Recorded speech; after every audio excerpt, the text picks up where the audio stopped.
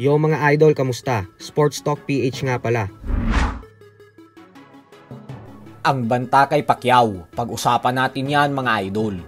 Ngunit bago ang lahat ay huwag kakalimutang mag-subscribe at i-click ang notification bell button for more sports talk. So kagabi nga lamang po ay nasaksihan natin ang posibleng manalo ng 2025 Knockout of the Year. Ito po ay matapos i-knockout ng current undefeated WBO welterweight world champion Brian Norman Jr. ang Japanese challenger na si Jin Sasaki sa mismong baluarte nito sa bansang Japan. Nagmistulang isang malaking mismatch po ang laban na ito dahil ilang beses itong pinatumba ng kampyon sa buong laban hanggang sa tuluyan niya na itong pinatulog sa round 5. Dahilan kung bakit nakuha niya ang panalo via 5th round knockout. Dahil sa panalong ito ni Norman ay umabante na ang kanyang napakalinis na undefeated record sa 28 wins with 22 knockouts at walang talo. At ang napakatindi pa dito ay dahil may napakabatang edad pa lamang ito na 24 anyos.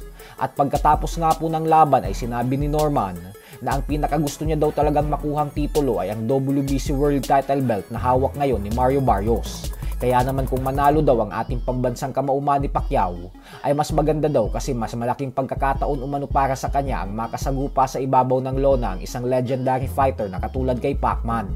Pero bagamat nga po legend si Pacquiao ay nagbanta ito na hindi siya magpapakita ng respeto sa 8th Division World Champion kung sakaling magtuo sila. Dahil gagawin niya daw kay Pacquiao yung ginawa ni Pacman na pambubugbog kay Oscar De La Hoya noong taong 2008. Sa madaling salita ay dudurugin niya umano si Pacquiao at sisiguraduhin na hindi na ito makakapag-boxing pa kailanman. Kung atin pong matatandaan ay nitong nakalipas na buwan lamang ay hinamon na ni Norman si Pacquiao at sinabing gusto niya daw ipaabot ang mensahe na kapag nagtagumpay ito kay Barrios ay nandito lang daw siya at handang makipag-unification fight. Bagay naman na hindi binibigyan ng pansin ni Pacquiao dahil nakatuon lang ang atensyon nito kay Barrios sa kasalukuyan.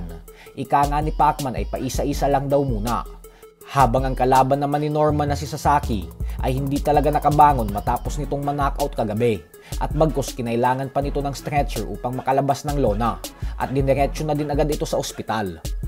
Sa kabilang banda naman mga idol ay madaming fans naman nga po ang nagulat matapos ibakante ng undefeated unified IBF and WBA welterweight world champion Jaren Boots Ennis ang kanyang mga titulo.